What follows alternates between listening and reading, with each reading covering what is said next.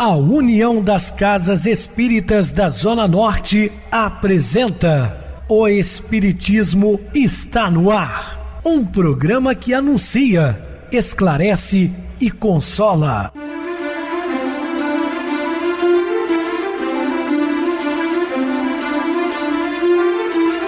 Não se turve vosso coração.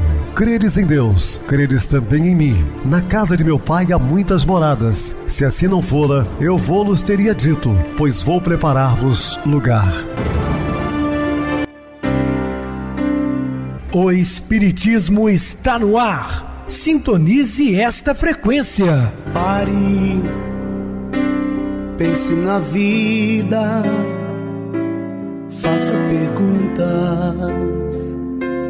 A União das Casas Espíritas da Zona Norte apresenta O Espiritismo está no ar. Um programa que anuncia, esclarece e consola.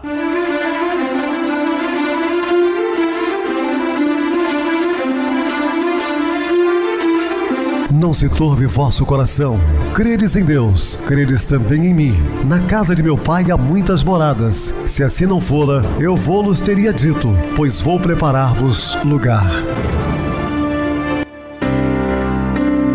O Espiritismo está no ar. Sintonize esta frequência. Pare,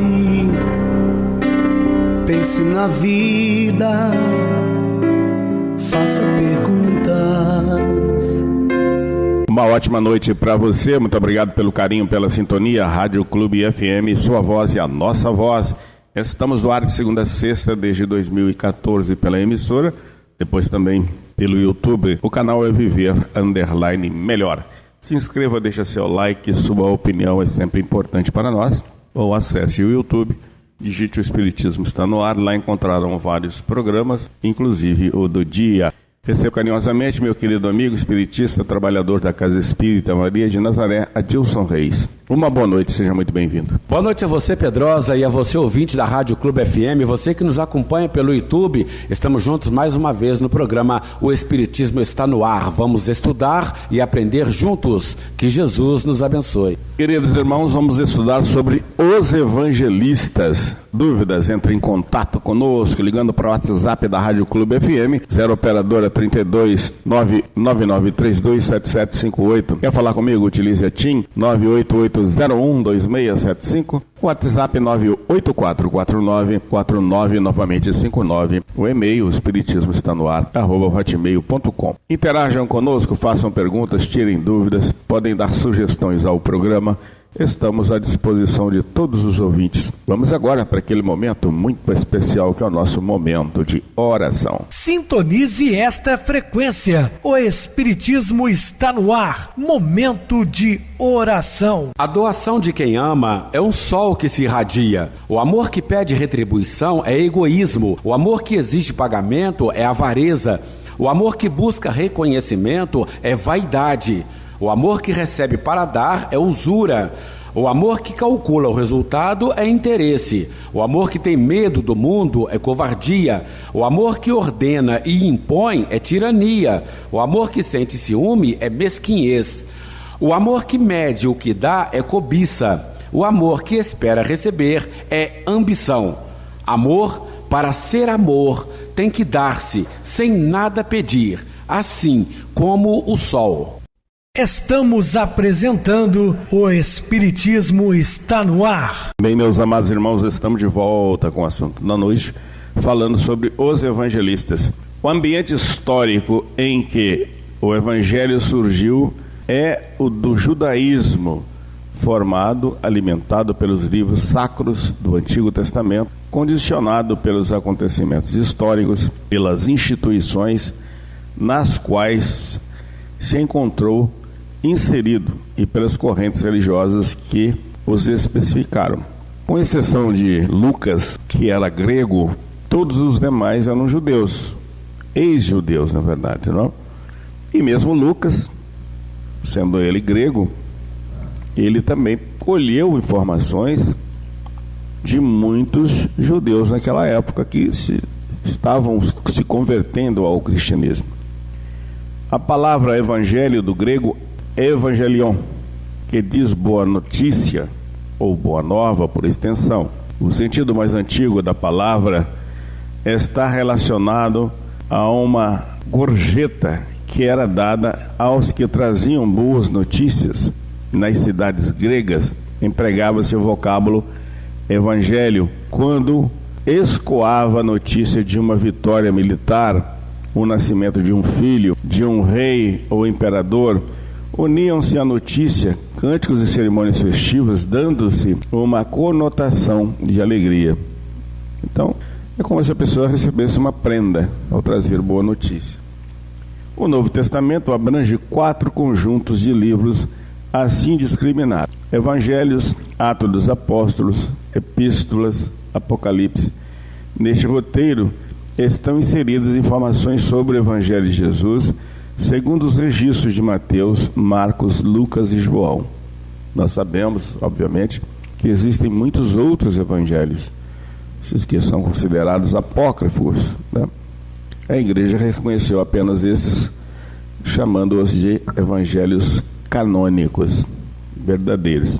O Evangelho Boa Nova, cerne doutrinária do cristianismo, contém aspectos da biografia terrena de Jesus Cristo e seus principais ensinamentos de caráter moral, coligidos segundo informações de Mateus, Marcos, Lucas e João. Mateus e João, discípulos diretos, apóstolos de Jesus. Então, tanto Mateus quanto João, ou seja, o primeiro e o último evangelista, também eram apóstolos de Jesus, faziam parte daquele colegiado dos 12. Marcos e Lucas não.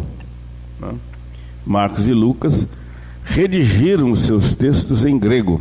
O primeiro, transmitindo reminiscências de Pedro. Por quê?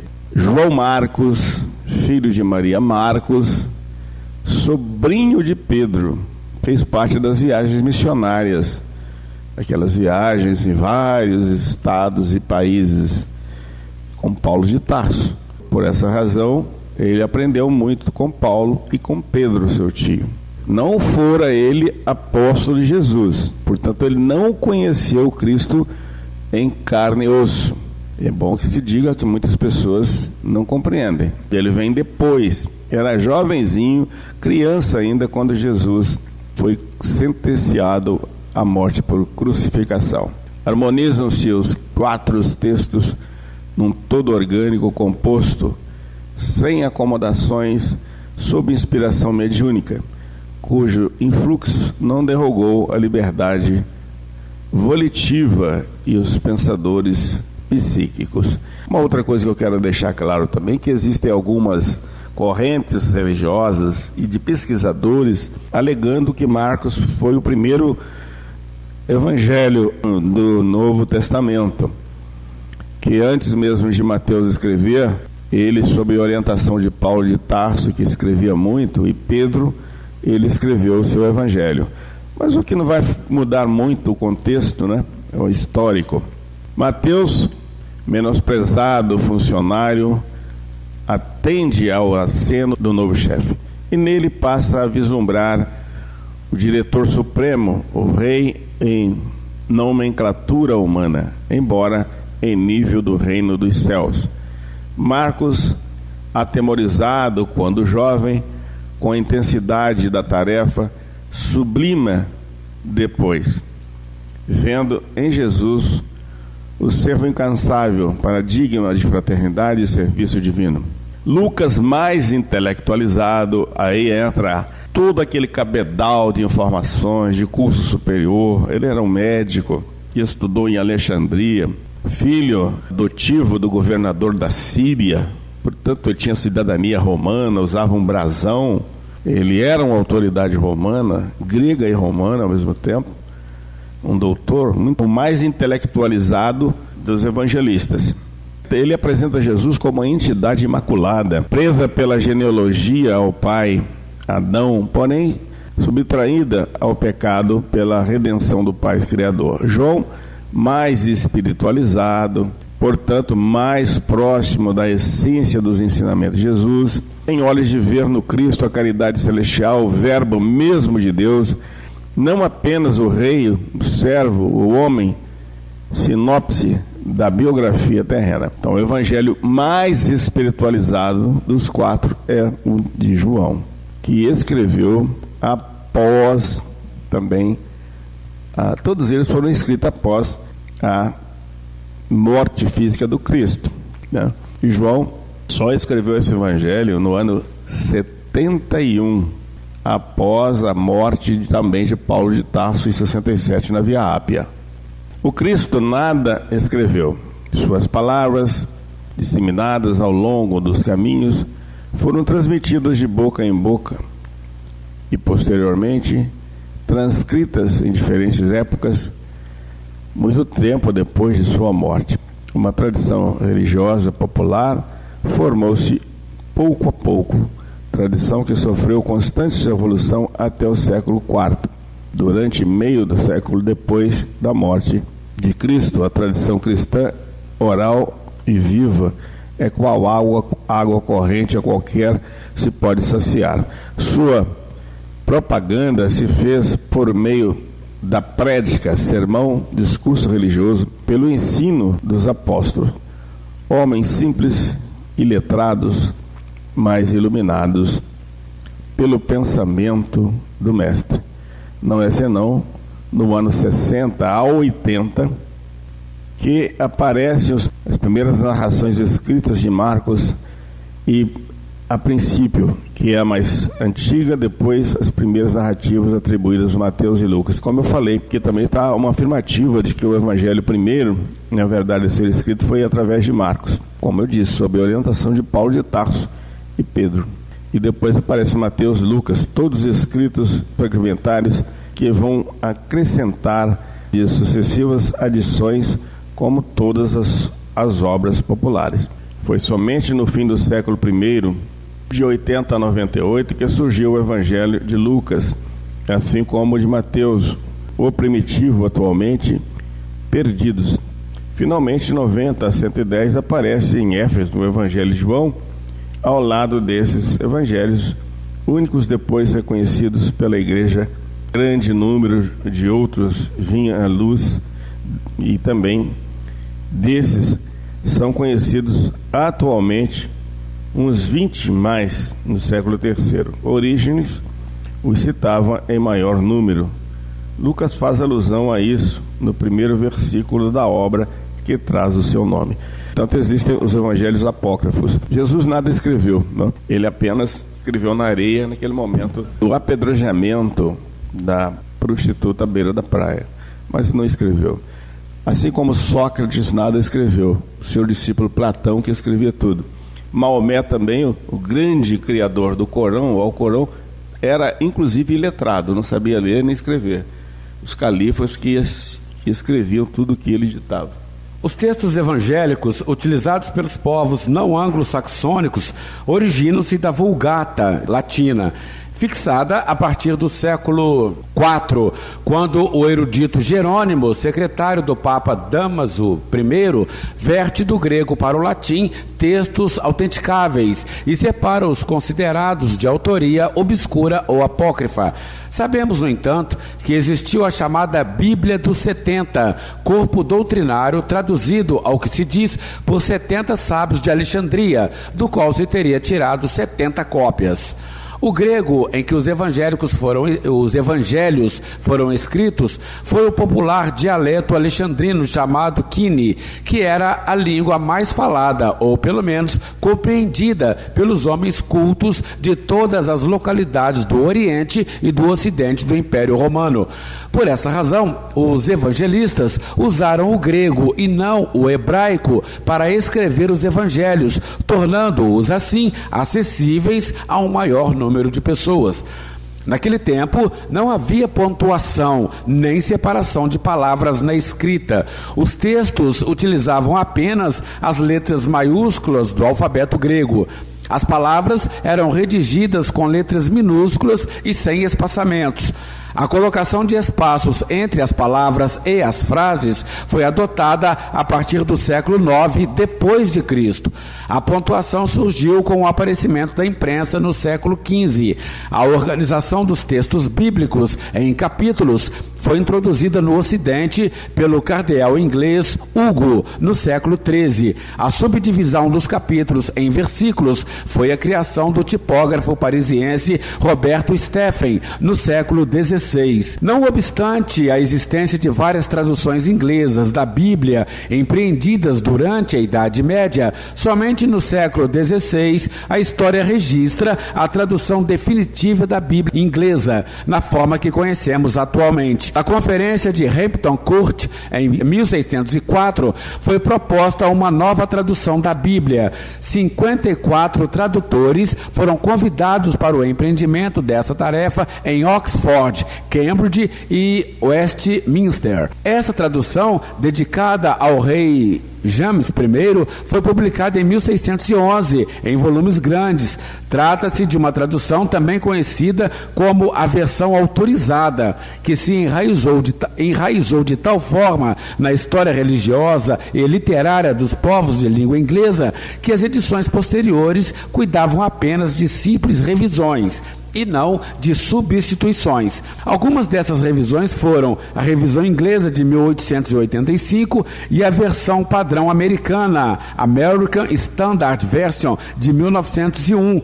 Esta última foi vigorosamente revisada pela Revised Standard Version, de 1946 a 1952. Os textos bíblicos publicados em língua inglesa, que tem como base a tradução de William Tyndale, de 1525 e 1526, sobretudo o Novo Testamento, apresentam diferenças das edições publicadas pelos demais povos. É que a tradução inglesa foi realizada diretamente do original grego e não do latim, Vulgata. Os evangelhos são narrativas cuidadosamente escritas sobre o nascimento, a vida, o ministério, a morte e a ressurreição de Jesus de Nazaré. Não podemos jamais esquecer que os textos existentes em um Novo Testamento retratam, além dos ensinamentos do Cristo, a pregação e a vida dos apóstolos e discípulos diretos.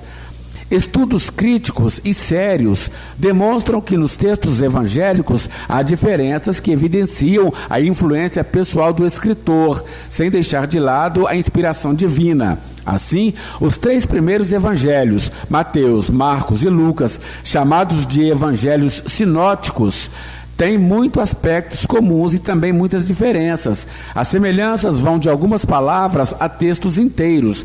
As diferenças são encontradas nas narrativas de fatos e de acontecimentos relacionados à vida e à missão do Cristo, percebendo-se discrepâncias aqui e ali. Em termos numéricos, podemos representar a questão sinótica assim: dos 661 versículos do Evangelho de Marcos, 600 estão no de Mateus e 350 no de Lucas. Os Evangelhos de Mateus e Lucas têm 240 versículos em comum, os quais não constam do Evangelho de Marcos. Mateus e Lucas inseriram outros versículos segundo a interpretação própria. Os evangelistas Mateus e João foram apóstolos de Jesus. Lucas e Marcos não conviveram com ele.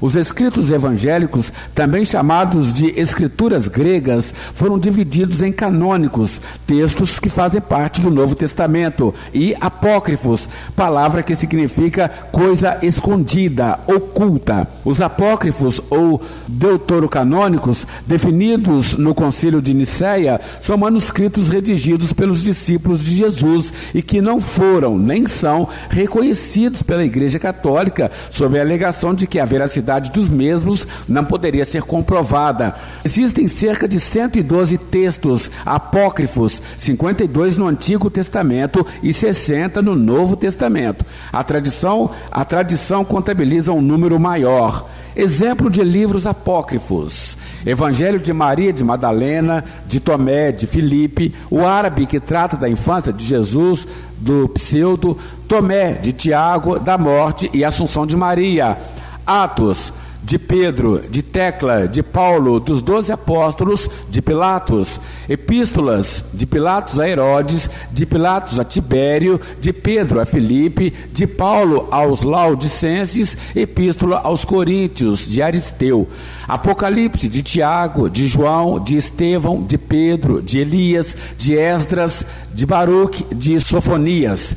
Testamentos de Abraão, de Isaac, de Jacó, dos 12 patriarcas, de Moisés, de Salomão, de Jó. Outros livros: a filha de Pedro, a descida do Cristo aos infernos, declaração de José de Arimateia, vida de Adão e Eva, jubileus 1º, 2º e 3º, Enoque, salmos de Salomão, oráculos sibilinos. Os evangelhos de Marcos, Mateus e Lucas são chamados de sinópticos, porque apresentam entre si muitas semelhanças, podendo ser dispostos em colunas paralelas e abarcados com um só olhar. Quanto ao quarto evangelho, o de João, este permanece único, pois se distingue significativamente dos demais em conteúdo, estilo e forma. A hipótese mais aceita para justificar as similaridades existentes nos evangelhos sinóticos é denominada teoria das duas fontes. Nessa teoria, Marcos teria utilizado uma fonte,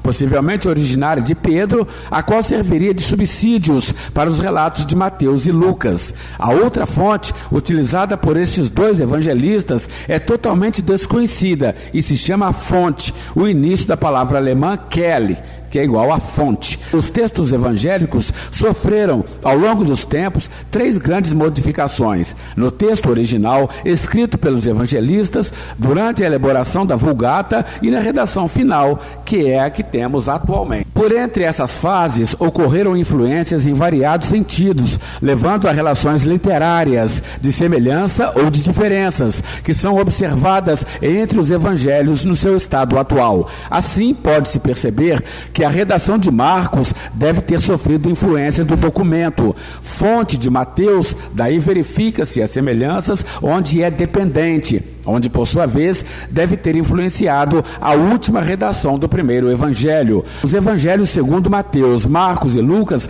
mencionam os ensinamentos de Jesus sobre o reino de Deus mais de 90 vezes, o que é bastante significativo. O evangelho de João desenvolve a ideia da crença nas 99 citações, o que também nos fornece um material para reflexão. Conforme a mais antiga tradição, esse evangelho foi escrito por João Marcos. João do hebraico, Marcos do latim, sobrinho de Pedro e primo de Barnabé. Estamos falando de o Evangelho segundo Marcos. Ao que se sabe, vivia em Jerusalém com seus pais. Supõe-se que o texto de Marcos foi o que serviu de fonte para as escrituras de Lucas e de Mateus, tendo ele próprio, por sua vez, utilizado outras fontes. Pedro, por exemplo. Foi o primeiro evangelho a ser escrito num tempo não muito distante da destruição de Jerusalém, ocorrida no ano 70 depois de Cristo, possivelmente entre os anos 60 e 70. É um evangelho que apresenta pouca evolução da doutrina cristã e não conduz a maiores reflexões teológicas. É provável que Marcos tenha acompanhado os acontecimentos da paixão e morte do Cristo. Para escrever o seu evangelho, Marcos deve ter recorrido a 3 fontes: as suas lembranças, às recordações de pessoas que conviveram com o mestre e aos documentos que circulavam na jovem comunidade cristã da época. A tradição informa que Marcos teria sido discípulo de Pedro, de quem teria recebido os esclarecimentos evangélicos. 1 Pedro, capítulo 5, versículo 13, e Atos dos Apóstolos, capítulo 12, versículo 12. O Evangelho de Marcos está escrito em estilo muito simples e de pouca precisão histórica. Descuida-se da sequência cronológica. Há muitas palavras aramaicas, revelando proximidade com os aramaísmos dos originais em que se baseou. São exemplos do aramaísmo as seguintes palavras ou expressões: Boanerges, que está em Marcos capítulo 3, versículo 17, Talita cumi, que está em Marcos capítulo 5, versículo 41, Efeta, que está em Marcos capítulo 7, versículo 34, Abba, que está em Marcos capítulo 14, versículo 36, Eloi, Eloi, que está em Marcos capítulo 15, versículo 34, mostra também vestígios da tradição oral. Muito bem, Adilson, bem explicado. Vamos agora para o intervalo musical, a seguir a nossa oração final. Um homem de decisão.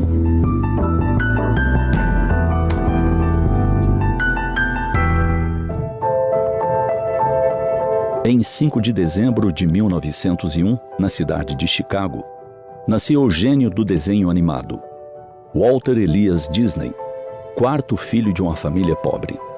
Walt Disney, como é conhecido, foi um homem que acreditou em seus sonhos e fez de tudo para realizá-los.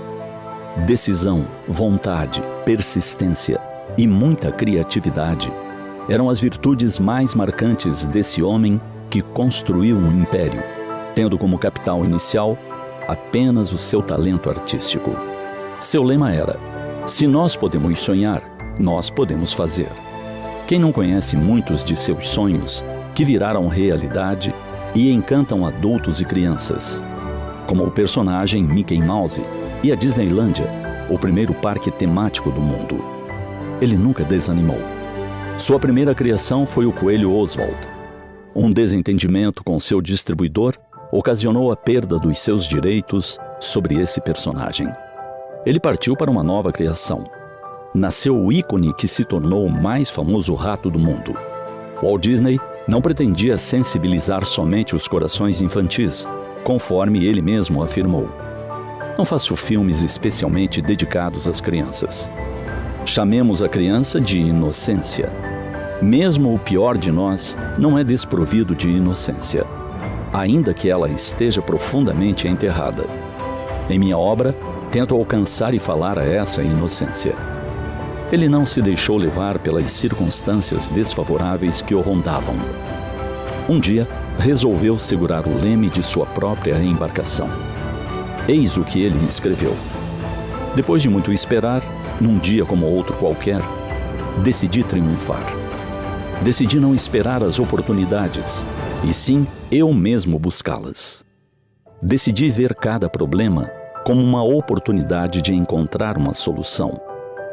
Decidi ver cada deserto como uma possibilidade de encontrar um oásis.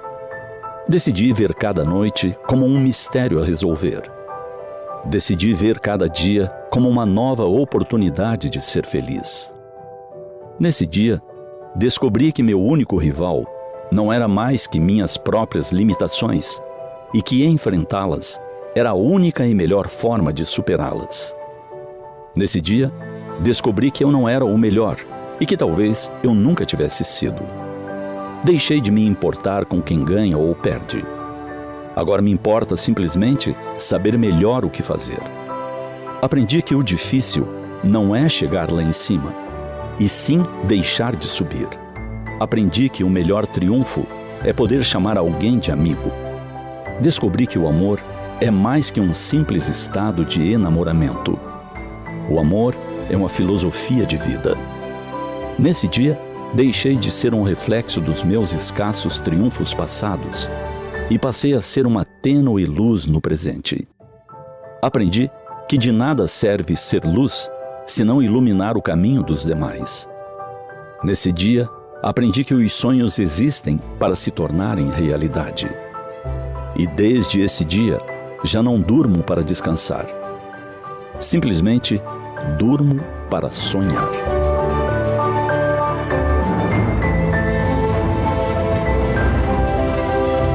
Certamente, um homem de decisão. Um exemplo de perseverança e força de vontade. E nós? Já resolvemos tomar o leme da nossa embarcação?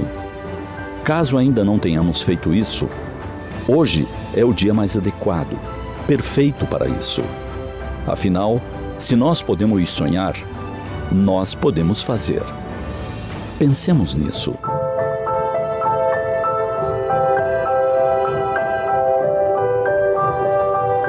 Sintonize esta frequência. O Espiritismo está no ar. Momento de oração. Mestre Divino, estamos reunidos mais uma vez em seu nome, pedindo o amparo da espiritualidade maior para os nossos governantes, para os problemas que enfrentamos com divergências de ideias, problemas sociais, políticos, Que o nosso país tenha um pouco mais de paz e tranquilidade, Senhor, porque aqui é a terra do cruzeiro, a pátria do Evangelho. O Evangelho migrou das terras distantes da Palestina para calar fundo nos nossos corações, nos corações de todos os brasileiros. Portanto, pedimos, Senhor, que abençoe a nossa pátria, onde recebemos irmãos de todas as nações como verdadeiros irmãos compatriotas. Em seu nome, Senhor, de todos os nossos irmãos que nos assistem, pedimos também um amparo para todos os nossos amados ouvintes, seja através da rádio, pelo YouTube, que ampare não só eles, mas todas as suas famílias. E assim seja, graças a Deus. Meu querido irmão Gilson, suas despedidas? Te agradeço mais uma vez, Pedrosa, pela oportunidade de participar do nosso programa. O Espiritismo está no ar no dia de hoje, junto com você. Estaremos dispostos a outras oportunidades, assim Jesus nos permitindo. Obrigado a todos pela companhia. Tenham todos uma boa noite. Que Jesus nos abençoe. Boa noite para você, Adilson. Muito obrigado pelo apoio aqui no programa. Boa noite também a todos os amados irmãos ouvintes do YouTube, internautas do Brasil, do exterior, nossos irmãos da Zona Norte e de Juiz de Fora, que nos acompanham com a rádio local 87,9 Rádio Clube FM. Continue ligados ouvindo a nossa próxima atração, o programa Batidão com o DJ Tico. A seguir, na voz de Ailton Moreno, o Encontro Central. Uma ótima noite de sexta-feira, um feliz final de semana e até segunda-feira, se Deus quiser.